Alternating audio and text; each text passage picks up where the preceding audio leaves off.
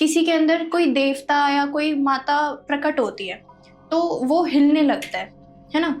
अब लेकिन ये भी कहा जाता है कि किसी जब वो देवता या देवी अवतरित होती है किसी के अंदर तो वो एक नखुन के बराबर अवतरित होती है। वो अवतरित नहीं होती है। अवतरित अगर नखुन के बराबर भी होए ना तो भी वो फाड़ देगी शरीर को। रोकने वाला होना चाहिए। जैसे अभी तो श्रावण के अंदर है ना, जो नॉर्मली जो साधक है वो सीख रहे हैं तो वो उनके लिए बस की बात नहीं है। कामाख्या देवी तो जैसे एक पीठ है वो, जो माता का एक वहाँ पे अंग गिरा हुआ है।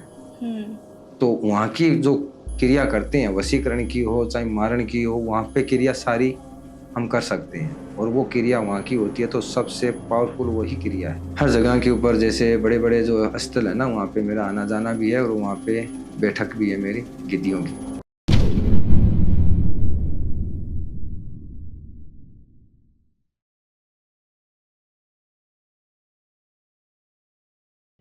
क्या आपको रिलेशनशिप में कंफ्यूजन है, या फिर फैमिली में काफी लड़ाई झगड़े हो रहे हैं, या करियर में डायरेक्शन नहीं मिल रही, या फिर हेल्थ रिलेटेड काफी इश्यूज हैं? सो डोंट वरी, आज ही जुड़िए टीवीटी ट्रिनिटी से।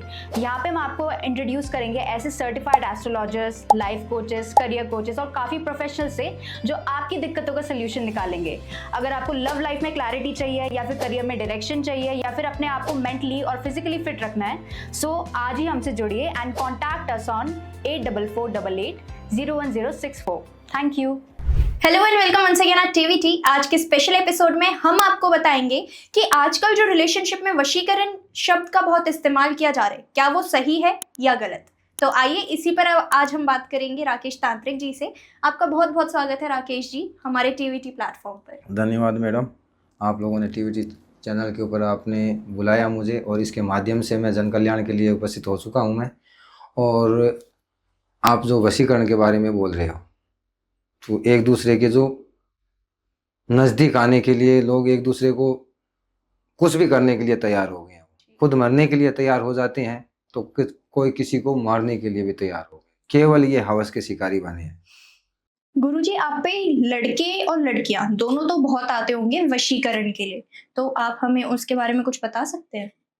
जी हाँ, जैसे मैं बता रहा हूँ कि फेस टू फेस आके कार्य कराएं। तो जैसे अभी आप पूछ रहे हो तो मैं आपको एक बच्ची के बारे में बताना चाहूँगा जो अपने हाथों में जहर लेके पहुंची थी। कुटिया पे जहर लेके पहुंची थी कि आप अगर हमारा काम ना करो तो हम यहीं जहर खाएंगे। हालांकि वो सारा काम नेगेटिव करवा रही थी। कैसा काम? जैसे वो संभोग के लिए, यानी कि जैसे उसकी मैंने बायोडेटा ले ली, गुरुजी ने बोला कि आप इसका काम करो, क्योंकि गुरुजी के सामने उनकी वातावरण हुई और गुरुजी ने आदेश दिया मुझे, नहीं तो उसका काम नहीं होने वाला था। पर हाथों में जहर लिए छोड़ना तो संभव ही नहीं उनका। जाएगी तो मेरी यहाँ से लाश ही मेरे को यहीं दफनाओ। क्योंकि हालांकि मैंने इसकी पूरी डिटेल्स ली, चेक किया, तो केवल उनके मन के अंदर बस उसी को ही, जैसे उसी के साथ जीना, उसी के साथ मरना, केवल उससे बस एक बार मिल लूं, बाद में चाहे दुनिया मुझे भगवान उठा ले, ऐसा उसके मन में था कि एक बार मिल लूं, कि एक बार उसके साथ संभोग हो जाए। केवल उसकी यानी कि जो मनोकामना जो थी वो केवल संभोग के ऊपर ही थी उनकी। अब जैसे आप संभोग वशीकरण के बारे में बता रहे हैं, तो ऐसा ना बहुत होता है कि जो लड़के हैं या यूं कहें जो लड़कियां हैं, आजकल ना बहुत ज्यादा वो वर्ड फेमस हो रहा है, वो मैं यूज करना चाहूंगी, शुगर डैडी जिसे बोलते हैं। तो वो चाहते कि उनसे बड़ी उम्र का जो चाहे लड़का हो या लड़की हो, वो उसके साथ संभोग करना चाहते हैं। तो क्या ये संभोग वशीकरण किसी भी उम्र के लिए सही बैठता है? सही बैठता है ये, पर वो नेगेटिव के ऊपर चला जाता है ना, तो हम लोग इसके ऊपर आज़ादी नहीं देते हैं।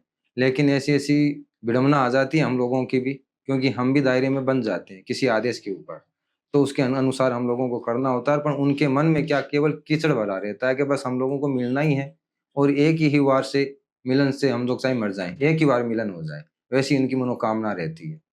एक बार मिलने, एक बार, अरे दुनिया में आए तो अच्छी तरह से जियो, अपना कर्म करो, फायदा मिले। बिल्कुल। काफी आते हैं। ये रियलिटी है कि आप लोग आओगे तो पता चलेगा कि आते हैं कि नहीं आते हैं। वहां पे आओगे तभी पता चलेगा कोई चीज का। बिल्कुल। अच्छा, अब हम इन सब की बात कर रहे हैं, संभोग वशीकरण वगैरह की। तो इसमें ना बहुत से होते हैं कि ऐसा होता है, हम इस चीज को ना राक्षस योनि से जोड़ लेते हैं। तो ऐसे बहुत से राक्षस भी होंगे जिनका इस कलयुग के टाइम पे मंदिर है, तो आप हमें उसके बारे में कुछ बताइए। जैसे हम संभोग के बारे में अभी बताया गया था, उसके हृदय में तो वो राक्षस ही पैदा हुआ है ना, उसके अंदर तो राक्षस ही पैदा हुआ है कि बस उससे मिलना है, उसे झपटना है, वो राक्षस ही पैदा हुआ है उसके मन के अंदर। और आप जो राक्षस की बात करते हो तो मंदिर के नजदीक ही तो आता तो नहीं है वो। जैसे वो कुटिया में आई पहुंची वो जेर लेकर के, तो उसको दूर भगाना था हमारा कार्य। पर हम किसी विडम्बना से बंधे हुए गुरु के आदेश के अनुसार जो कुछ गुरु ने यानी कि वहाँ के आसपास की एरिया में तपस्या की थी पंचद्रोणी की, तो वैसे उन लोगों ने जान पहचान निकाल करके और ये अपना काम करवाया था।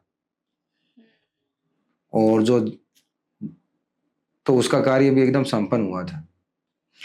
अब देखिए, सावन का महीना चल रहा है, इतना शुद्ध महीना चल रहा है, तो क्या इसमें भी संभोग वशीकरण होने के ज्यादा चांसेस होते हैं? होते हैं। सावन में भी ये चीजें काम करती हैं? करने वाला चाहिए इसके अंदर, जो महाकाल जिसके ऊपर हाथ रख दे तो वो तो अघोर में है पूरा पूरा। स्वयं शंभु जिसके ऊपर हाथ रख दे वो अघोर में है पूरा पूरा। वो कहीं पे भी अपनी छड़ी है ना लगा करके बैठ सकता है, अपना अलख वहीं लगा सकता है। रोकने वाला होना चाहिए। जैसे अभी तो श्रावण के अंदर है ना, जो नॉर्मली जो साधक है वो सीख रहे हैं, तो वो उनके लिए बस की बात नहीं है, क्योंकि श्रावण में वंचित है ये चीजें, प्रगति के उल्लंघनता के ऊपर चली जाती है ये, फिर भी ये चीजें होती है जी। और होती है तो पावरफुल होती है बाद में, क्यों एक नहीं लगातार एक है और आ बैठती है 3-4 एक साथ में, तो सामने वाला व्यक्ति भी है ना, जो प्यार का प्यासा है, प्रेम का प्यासा है, संभोग का प्यासा है, वो संभोगता समझ लो कि 10-12 दिनों में पूरी हो जाती है। बाद में छींक आने लग जाती है, गुस्सा अपने आप के अंदर बढ़ने लग जाता है, उसे दूरियां करने का मन करने लग जाता है, तो वहां पे वशीकरण एक मौत का काम करता है। फिर ये श्रावण का ये कार्य है। फिर अब जैसे आप हमें संभोग वशीकरण के बारे में बता रहे हैं कि क्योंकि आजकल हम देख भी रहे हैं कि जो हमारी जनता है ना वो ज्यादा उत्तेजित है संभोग करने के लिए, और इसके लिए हमने सुना है काम वासना देवता। तो क्या संभोग वशीकरण करने के लिए उनकी पूजा की जाती है? हाँ, कामदेव का भी इसमें जरूरत पड़ती है। जो कामदेव के जरिए भी हम लोग इसके ऊपर है ना, जो उसका तीर बनाते हैं, उसके जरिए भी यानी कि सामने वाले को तीर मारते हैं हम लोग। जो भगत को जो तीर के बारे में बताया जाता है, और हम लोग जैसे जो भी प्रक्रिया मंगवा करके और उसके ऊपर हम लोग कामदेव का जो मंत्र है वो उच्चारण करके सिद्ध करके उसके ऊपर जो तीर लगाते हैं, उसके ऊपर भी क्या है कि जो सामने वाले के यहाँ सारी चीजें मांगी जाती है। उनके एरिया का पिन कोड नंबर भी मांगा जाता है, जो हमारी यहाँ से भेजी हुई चीजें सटीक पहुंच सके उनके पास। तो कामदेव के जरिए उनका तीर होता है, वो छोड़ने से सामने वाला व्यक्ति संभोग के लिए एकदम उत्तेजित हो जाता है वो, और आना ही पड़ता है, कहीं पे भी है वो। अब जैसे इतना पवित्र महीना चल रहा है, सावन का महीना चल रहा है, तो इसमें क्या होता है ना कि बहुत से शिव भक्त हैं, वो ये कहते हैं कि शिव जी तो चरस वगैरह पीते हैं, उनको मदरा बहुत पसंद है, तो इसमें आप क्या कहना चाहेंगे? देखो, ये तो अपने मन का टेस्ट है ये सब कुछ। शंकर भगवान ने जैसे विष पिया था, हल विष पिया था जन कल्याण के लिए, सबको बचाने के लिए वो विष पिया था, तो उसकी कई बूंदे थोड़ी थोड़ी पड़ पड़ करके ये नशा जो चल रहा है ना, वही नशे के रूप के अंदर ये टोटल बूंदे हैं ये। और उसी के चलते यानी कि शंकर भगवान ऐसा नहीं है कि भांग खाई नहीं, उन्होंने भांग भी खाते हैं, गांजा भी पीते हैं। जो नशा है उनको वापस चढ़ता है, क्योंकि उन्होंने हलाल है वो विष पिया, तो विष की ये थोड़ी बहुत बूंदे हैं तो वो छोड़ेगा थोड़ी। इसमें माता पार्वती का भी सहयोग था, जिसके जरिए वो हलाल विष रोक पाया, नहीं तो शंकर भगवान खुद भी इनको रोक पाना असंभव था इनको, क्योंकि वो डेंजर विष था। माता पार्वती के सहयोग से भी ये रुका, क्योंकि वो एक त्रिदेवी खुद है, यानी कि उसी का ही सब कुछ है रचा हुआ। बिल्कुल, सब कुछ उसी का ही है। जो हाथ में शंकर भगवान के त्रिशूल है वो सब कुछ उसी का ही खेल है, वही है। और बाकी का सब कुछ है वो एक फिल्म जैसी है टोटल। देवी वो एक ही है सबकी, देव है चाहे देवियां, वो एक ही, इनके हाथों में त्रिशूल है, वही है सब कुछ। एंड वहीं से है और स्टार्ट वहीं से है। आगे वाले वीडियो में या नहीं उससे आगे वाले वीडियो में बताऊंगा एक त्रिशूल का जो आकार बना करके, वो खुद एक त्रिशूल भक भी लेती है और खुद वो देती भी है। जैसे स्त्री यानी कि घर संसार बढ़ाती भी है और स्त्री मारती भी स्त्री भी है। जैसे वीडियो देखा था, ड्रम भर दिया है काट के, पिकनिक पे जा करके वहां पे मरवा दिया, तो वो ही लेती है और वही देती है। वो सब कुछ इसी के ऊपर निर्धारित है सारी। अच्छा, अब हम थोड़ा आध्यात्मिक की ओर बढ़ ही रहे हैं, तो हमने एक बहुत ही प्रसिद्ध मंदिर के बारे में सुना है, कामाख्या देवी मंदिर। तो आप पहले हमें उनके बारे में कुछ बताइए। कामाख्या देवी तो जैसे एक पीठ है वो, जो माता का एक वहां पे अंग गिरा हुआ है। तो वहां की जो क्रिया करते हैं, वशीकरण की हो चाहे मारण की हो, वहां पे क्रिया सारी हम कर सकते हैं और वो क्रिया वहां की होती है। तो सबसे पावरफुल वही क्रिया है, सबसे ज्यादा पावरफुल वही क्रिया है। और वहां पे भी अपनी गिद्दी लगती है, ऐसा ना है गिद्दी ना लग, गिद्दी लगती है। वहां पे आश्रम भी है मेरा भी, बगलामुखी में भी है, पशुपति में भी है जी। अजमेर शरीफ में भी मैं आता जाता हूँ, वहां पे भी मेरा है बैठने के लिए। हर जगह के ऊपर जैसे बड़े बड़े जो स्थल है ना, वहाँ पे मेरा आना जाना भी है और वहाँ पे बैठक भी है मेरी गिद्दियों की। अच्छा, अब हमने ना कामाख्या देवी मंदिर के बारे में सुना है कि जो अंग वहाँ पे माता रानी का गिरा था, उसमें ये बोला जाता है कि हर महीने जैसे एक महिला को पीरियड्स होते हैं, वैसे ही वहाँ से भी पीरियड्स होते हैं और उस टाइम के लिए वहाँ पे पूजा रोक दी जाती है।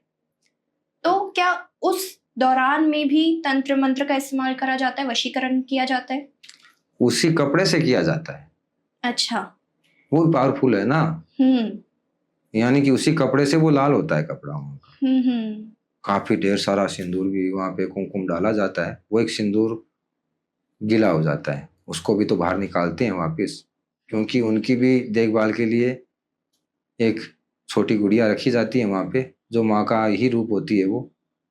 तो वो कुमकुम जो वहां पे गीला हुआ है कुमकुम, वो कुमकुम के जरिए हम लोग वशीकरण, कोई भी प्रकार का वशीकरण है हमारे क्रिया में लेके जा सकते हैं। कपड़ा है उससे भी उसका भी अलग प्रयोग होता है और कुमकुम का भी अलग अलग प्रयोग होता है। उसके जरिए हम लोग पावरफुल प्रचंड चीज बना करके उसका कार्य कर सकते हैं, चाहे वशीकरण का हो, चाहे मारण का हो, चाहे सतबन का हो, उच्चाटन का हो। इसके जरिए यानी कि हम लोग जैसे आकृति वाला हमने यंत्र बताया, अगर वो भी अगर ताबीज में भर करके अगर किसी के यानी कि गले में बांध दिया, आकृति तो बनानी पड़ती है कामाख्या की जी। आकृति बना करके वो सिंदूर यानी कि इसमें लगा करके अगर भर के अगर बांध दिया उसको, जिस क्रिया से सामने वाले का आकर्षण हो, या सामने वाला व्यक्ति हमसे खुश हो, या सामने वाला व्यक्ति हमें छोड़ के चला जाए, उस हिसाब से एक यंत्र पे आकृति बनाई जाती है, उस पे गिनतियां लिखी जाती है, जो छुड़वाने की, मिलवाने की, तोड़ने की, इस प्रकार से वो ताबीज के जरिए यंत्र काम करता है। तो तांत्रिक जी, हमने ये सुना है कि एक काली माँ का मंदिर है जहाँ पे दारू चढ़ाई जाती है, तो क्या ये सच है? सच है ये। जो भेंट पूजा जो दी जाती है वो सत्य है कि कालका को ये चीजें चढ़ती है। अब कई संत हैं वो बता रहे हैं कि मिथ्या है, कालका नहीं मांग रही है, ये खेल केवल मन की ही लोग टेस्ट ले रहे हैं। अरे जो प्राचीन समय में वो चलती हुई आ रही है तो वो मूर्ख थे। आप जो कुछ है वो कुछ आप ही हैं। जो प्राचीन जो बड़े जो चलती आ रही है ठेर तक और अभी भी ये कायम है, तो वो मूर्ख थे और आप अकेले ही सही हो। अरे ये सब कुछ चढ़ती है ये चीजें, ये मस्ती का खेल भी होता है। और कुछ जो फिर जिस प्रकार से उसको भेंट दे करके जो सक्षमता पाई जाती है वो भी उनको मिलती है। सच्चे मन से अगर वो दे रहा है, वो काल का है, यानी कि जो पताल वासिनी है वो उनको उसके नाम से दे रहे हैं, तो वो सक्षम होता है कार्य, कितना भी कठिन कार्य है वो सक्षम होता है, वो कुछ भी कर सकती है, देवी है। शंकर भगवान भी नीचे आए थे तो उनको भी तो पांव रखा गया था, तो वो भी बोल दो मिथ्या है। फिर शंकर भगवान है वो तो तीन त्रिलोकी का नाथ, उसको तो कोई हरा ही नहीं सकता। फिर कालका के पांव के नीचे क्यों आए? वो तो सबको गर्दन उड़ाते हुए चल रही थी। आपने शायद ऐसा है कि जो हमने जो पढ़ा है ग्रंथ भी, ऐसा नहीं कि ना पढ़ा है, ग्रंथों के अंदर भी कोई कोई बातें मिलान में आती है, और कालका का भी मैंने ग्रंथ पढ़ा है, और जो जिस प्रकार से जो महादेव का पढ़ा है, जो शिव पुराण है, तो उसमें भी अलग अलग बताई गई है। तो इसका मतलब ये तो है नहीं कि शिष्य काल का जो सत्क्रम से ही चलती है। वो राक्षस जो उसको सिद्ध करते हैं, राक्षसों ने सिद्ध की थी उन्होंने, जब वो पाताल में गई थी वसनों के साथ में, और वहीं वो बंदी थी। शंकर भगवान को भी वसनों में बांध करके द्वारपाल बनाया था राक्षसों ने। ये जो जो चलती आ रही है परंपरा, वो कन्फर्म है, और ये चीजें होती है जो भेंट लगती है, कन्फर्म है, हर प्रकार की भेंट वो लगा सकता है, मन की इच्छा होनी चाहिए। अब बोलते हैं कि नर बलि, बोलते हैं लोग नर बलि के बारे में, तो नर का रूप आप किसी के रूप में दे सकते हो। नर और नारी दो ही चीज थोड़ी है। नर नर किसी को भी बना सकते हो। नर अब जंगल के रहने वाले जो जीव है, एक तो मादा होती है और एक नर होता है, तो उसको भी तो नर का दर्जा दिया जा सकता है ना। नर तो वो भी है। तो यानी कि जैसे नींबू हो गया, लौंग हो गया, नाम में एक डिप्रेशन है ना, उस हिसाब से सिचुएशन से हम लोग निकल करके सामने वाले का काम कर सकते हैं। वही चीज नहीं जैसे हम लोग बोल रहे हैं, वही चीज है। सिस्टम सब कुछ है, पर हकीकत है ये सिस्टम सारा। पर इसके पीछे है ना बहुत बड़ी मंत्रों की, साधनाओं की, ऊर्जाओं की जरूरत पड़ती है, जो अकेला इंसान नहीं कर सकता। ना तो तांत्रिक तो कर ही नहीं सकता है, और अघोरी अकेला भी वो नहीं कर सकता। करीब 3-4 अघोरों के बीच के अंदर किसी की जो भेंट पूजा है, और किसी की जो मैंने अब बात बताई आपको नर के बारे में, वह पूजा है। सामने वाले को पाताल तक पहुंचाना है, वो प्रक्रिया हम लोग आरंभ कर सकते हैं। उसमें सक्षमता, विजेता हासिल हो सकती है हम लोगों को। और कालका को जो भेंट पूजा देते हैं, तो वो क्या कि सिद्ध की हुई होती है। ऐसा तो है कि नहीं वो सिद्ध करते हैं तब वो साक्षात खड़ी होती है। इम्पॉसिबल, साक्षात खड़ी नहीं होगी। और कोई किसी के शरीर में आती है काल का, वो धुसता है, अरे शरीर फट जाएगा तेरा। वो तो केवल ऊर्जा है, ऊर्जा के जरिए हम लोग उसकी आवाज सुन सकते हैं कि वो आ गई है। उसकी धाड़, उसकी जो आई है, उसका यानी कि वहां से आसपास वो कुछ है ऐसा महसूस करना। एक तो नॉर्मल चीज आसपास है ऐसा लगता है, और एक कोई पावरफुल आसपास है। तो शरीर में जो तप है ना, अपने बरोबर की ऊर्जा होनी चाहिए लमसम, तो ही उसकी तप को झेल पाते हैं। वो सामने जैसे उसकी ऊर्जा आसपास में है, दिखाई नहीं देती है। कोई बोलता है दिखाई दे रही है मुझे, वो तो उसका मानसिक शक्ति से, वो मनोविज्ञानों से जो भी है, वो मस्तिष्क बनाता है छवि को, एक छवि को बनाता है। किसी को सपना आया कि शंकर भगवान मुझे दिखे और मेरे को एक पोटली दी, तो केवल एक वो चीज अलग है, एक ऊर्जा है ये। और है हकीकत में शंकर भगवान भी है, सब है। जैसे भूत प्रेत है तो देव भी हैं, दानव भी है, सब लोग हैं अपनी जगह जगह, केवल ऊर्जा के रूप के अंदर है वो। अच्छा, अब जैसे आपने बताया कि किसी के अंदर कोई देवता या कोई माता प्रकट होती है तो वो हिलने लगता है ना। अब लेकिन ये भी कहा जाता है कि जब वो देवता या देवी अवतरित होती है किसी के अंदर, तो वो एक नखुन के बराबर अवतरित होती है, और उनका उसमें ही पूरा शरीर हिलने लग जाता है। वो अवतरित नहीं होती है। अवतरित अगर नखुन के बराबर भी हो ना, तो भी वो फाड़ देगी शरीर को।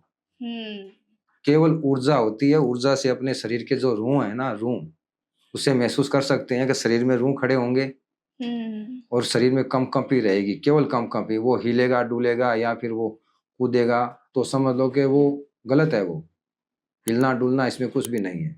रूह खड़े होंगे और अंदर ही अंदर उसकी आवाज लड़खड़ाने लग जाएगी। बैठेगा सही, चलेगा, बोलेगा, सब कुछ करेगा, काली आवाज में लड़खड़ाना आ जाता है उसके, और रूह खड़ा हो जाएगा। यानी कि उसमें सहमा जैसे कि कोई पीछे यानी कि डर लगा हुआ है, वैसे वो डर के प्रति इस हिसाब से होता है। रूह खड़े भी होते हैं उसके, भयभीत रहता है, क्योंकि मृत्यु का डर सबको लगता है। इस कलयुग में जो ये मृत्यु लोग है, जिसके पास देह है ना, तो इसके पास में डर जरूर है, भय उसको लगेगा ही लगेगा। और शरीर में नहीं आ सकती किसी के, ये एकदम कन्फर्म है, शरीर में किसी के नहीं आ सकती। केवल ऊर्जा महसूस कर सकता है वो। साक्षात हम उसका दर्शन, यानी कि ऐसा नहीं कह सकते कि वो छवि दिखाई दे रही है कुछ, पर महसूस करवा सकते हैं कि अभी अभी तेरे शरीर के अंदर तू आसपास कोई महसूस कर रहा है कि या नहीं कर रहा है, भयभीत हो रहा है या नहीं हो रहा है, या और ज्यादा होना जरूरी है या फिर बाकी है। वो उसको यानी कि अंदरूनी से, यानी कि मन से समझा सकते हैं, बोल करके नहीं। एक दूसरे की ऊर्जा है ना, एक दूसरे को कंट्रोल करेगी। और ऐसे दिखने में तो नक्षत्रों के हिसाब से ना वो दिखते हैं कभी कभार, जैसे घर से बाहर निकलते समय अगर किसी का दिखना जैसे खुली आंखों के सामने दिखाई दे रहा है, वो नक्षत्रों के हिसाब से सामने आती है वो चीजें। समय होता है उनका, दिन में भी आ सकती है, रात में भी आ सकती है।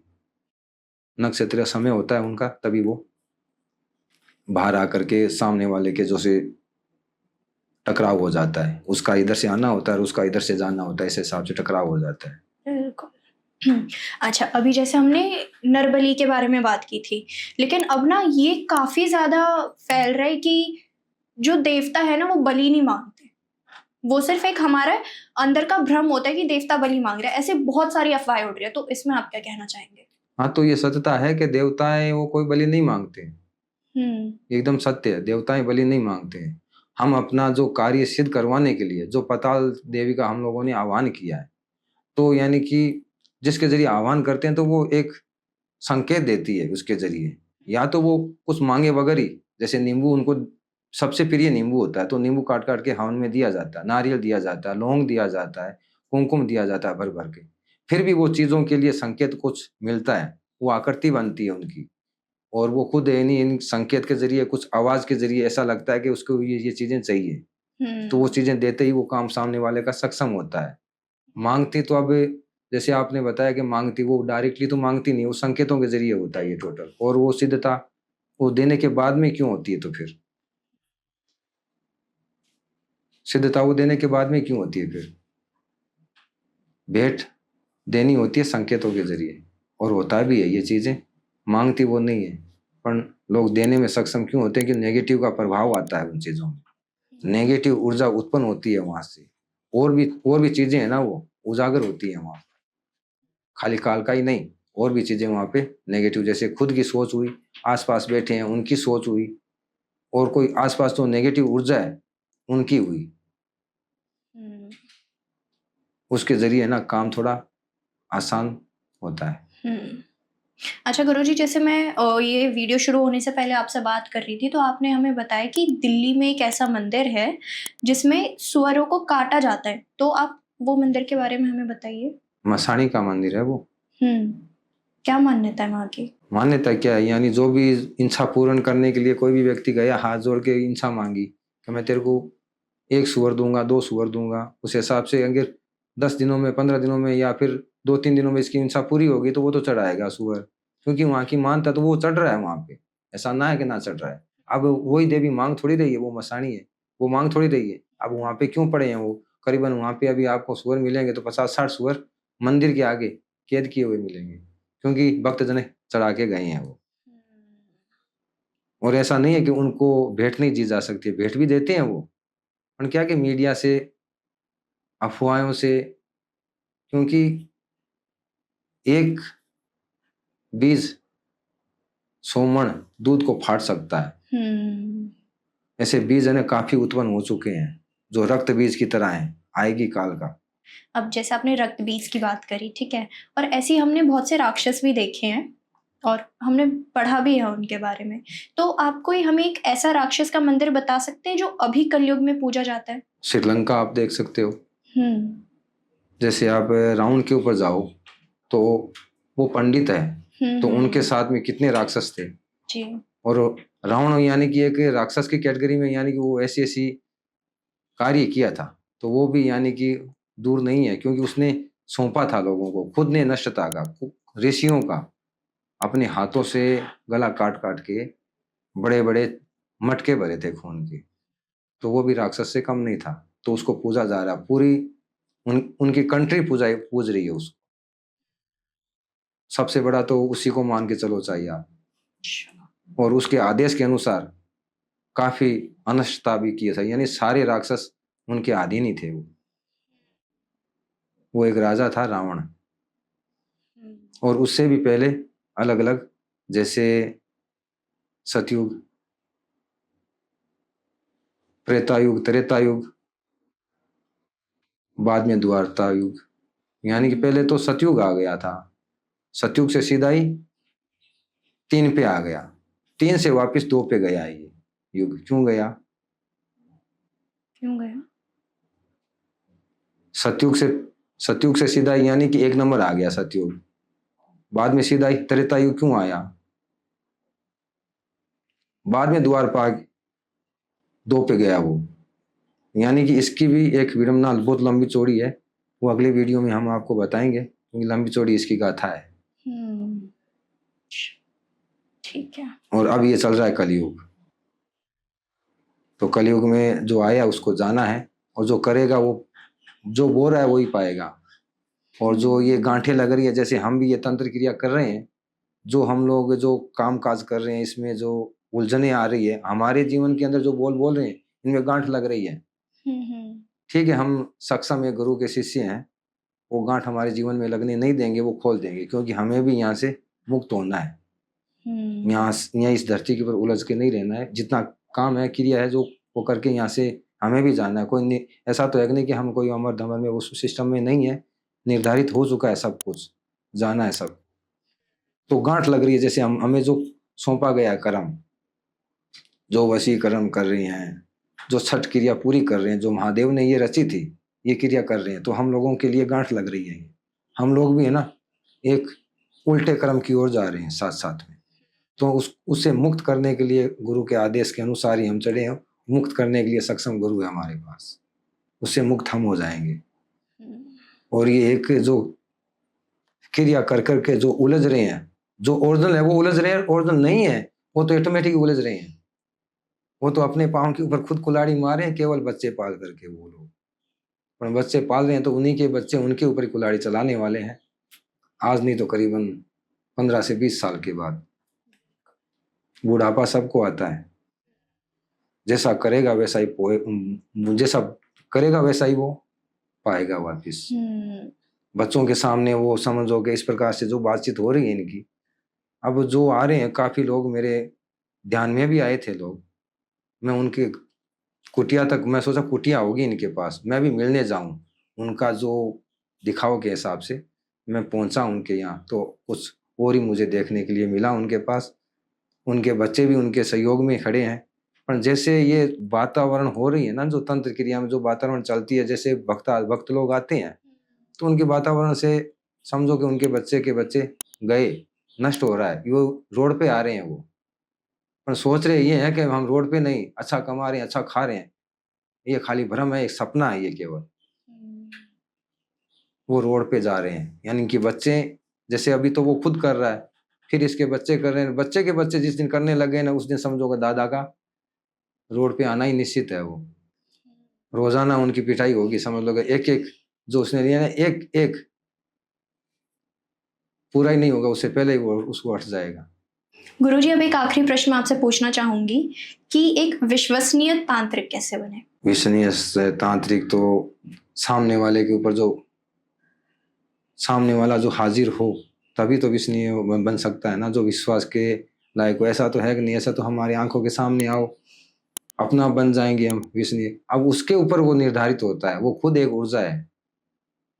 अब जैसे विश्वसनीय आप हमारे आश्रम में आओ, जो भी क्रिया आपको करवानी हो, जो भी आपके मन के अंदर जो उलझन हो, मैं टीवीटी के माध्यम से यहाँ पे आपके सामने आया हूँ, तो आप मेरे दरबार, जो महामाई मुंड मालिनी का जो दरबार है, जो मेरे गुरु हैं वहाँ पर, और मैं भी हूँ उपस्थित, और वहाँ पे आकर के आप अपना कार्य करवाएं, या फिर मुझे कांटेक्ट करके सीधा संपर्क से जोड़ें, दरबार में आए, अच्छी बगीची कुटिया है, और वहाँ पे आकर के अपना कामकाज करवाएं।